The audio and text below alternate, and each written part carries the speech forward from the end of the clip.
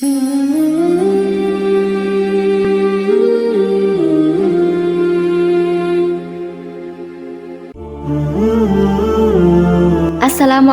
warahmatullahi wabarakatuh. Saudara-saudariku yang dirahmati oleh Allah, syukur alhamdulillah kita bisa berjumpa lagi di channel ini. Sholawat dan salam senantiasa tercurahkan kepada pemimpin kita, kekasih kita, baginda Nabi besar Muhammad sallallahu alaihi wasallam. Allahumma salli ala sayyidina Muhammad wa ala ali sayyidina Muhammad. Semoga saudara-saudariku senantiasa diberikan kesehatan, dilapangkan rezekinya, diampuni dosa-dosanya, dan dipanjangkan umurnya dalam ketaatan. Amin amin ya rabbal alamin. Saudara-saudariku yang dirahmati oleh Allah, membaca Al-Quran merupakan salah satu ibadah yang dianjurkan untuk dilakukan umat Islam. Keutamaan membaca Al-Quran tidak hanya berlaku untuk mereka yang sudah lancar membaca Al-Quran. Bahkan orang-orang yang masih terbata-bata dalam membaca Al-Quran juga dijanjikan pahala oleh Allah Subhanahu wa Ta'ala. Al-Quran merupakan firman Allah yang diturunkan kepada baginda Nabi besar Muhammad Sallallahu Alaihi Wasallam sebagai petunjuk untuk seluruh umat manusia. Dan inilah 6 keutamaan membaca Al-Quran yang sesuai dengan sabda Rasulullah Sallallahu Alaihi Wasallam. Keutamaan yang pertama adalah mendapat pahala dan bersama para malaikat yang mulia dan selalu senantiasa taat kepada Allah. Hal ini ditegaskan sesuai dengan sabda Nabi Muhammad Sallallahu Alaihi Wasallam yang diriwayatkan oleh istri beliau, Sayyidah Aisyah radhiyallahu anha. Seseorang yang lancar membaca Al-Quran akan bersama para malaikat yang mulia dan selalu senantiasa taat kepada Allah.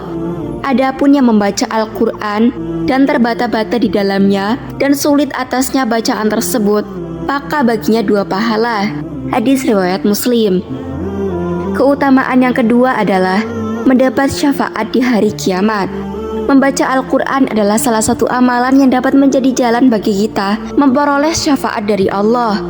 Dalam hadis yang diriwayatkan oleh Imam Ahmad, Nabi Muhammad Sallallahu Alaihi Wasallam memerintahkan kita untuk membaca Al-Quran, karena Al-Quran akan datang di hari kiamat untuk memberikan syafaat kepada pembaca dan pengamalnya.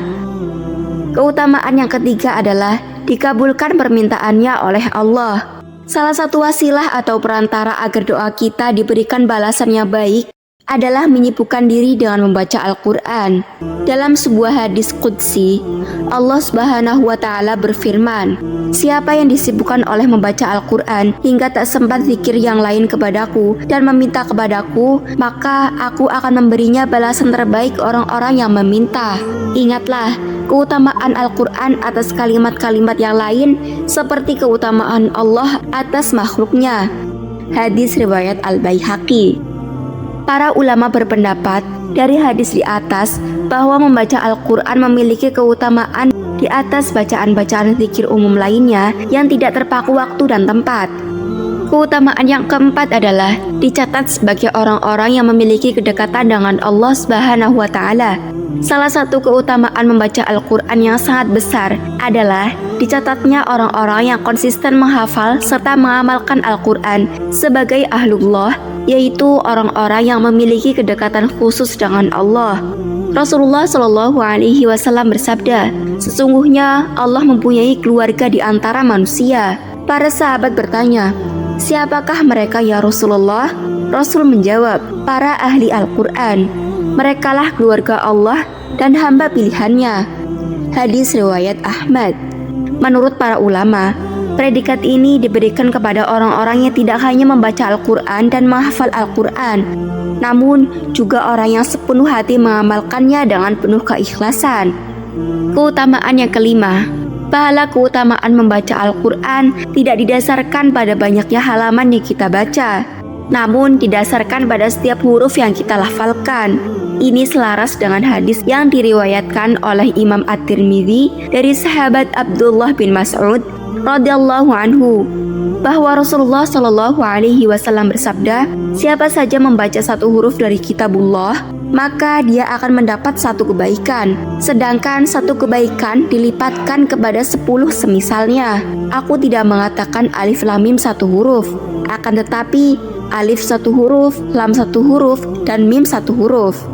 Keutamaan yang keenam adalah diberi perlindungan oleh Allah Subhanahu wa Ta'ala. Beberapa hadis Nabi Muhammad SAW secara khusus menyebutkan ayat-ayat maupun surah-surah yang dapat menjaga dan mencukupi kita. Dua di antara surah-surah dalam Al-Quran yang dapat menjadi benteng perlindungan bagi kita adalah surah Al-Falaq dan surah An-Nas yang dikenal juga dengan Al-Mu'awwidhatain. Dalam hadis yang diriwayatkan oleh Imam Bukhari dan Imam Muslim dari sahabat Abu Sa'id Al-Khudri radhiyallahu anhu disebutkan bahwa Rasulullah Shallallahu alaihi wasallam tadinya selalu memohon perlindungan Allah dari gangguan setan dan pandangan manusia dengan membaca doa-doa tertentu. Tetapi sejak Al-Mu'awwidhatain turun, beliau membaca keduanya dan meninggalkan bacaan yang lain. Saudara-saudariku yang dirahmati oleh Allah, itulah 6 keutamaan membaca Al-Quran menurut sabda Nabi Muhammad SAW. Semoga kita semuanya bisa istiqomah membaca, menghafal, serta mengamalkan isi Al-Quran. Amin amin ya rabbal alamin. Semoga video kali ini bermanfaat bagi kita semua. Terima kasih. Jazakumullahu khairan katsiran. Wassalamualaikum warahmatullahi wabarakatuh.